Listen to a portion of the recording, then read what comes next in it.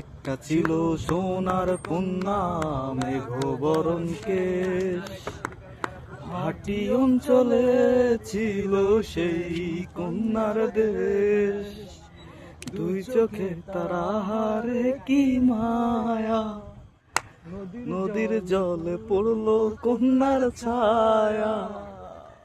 এখন তাহার কথা ভাবি, তার কথা ভাবতে ভাবতে নাও ভিড়াইয়া চলি।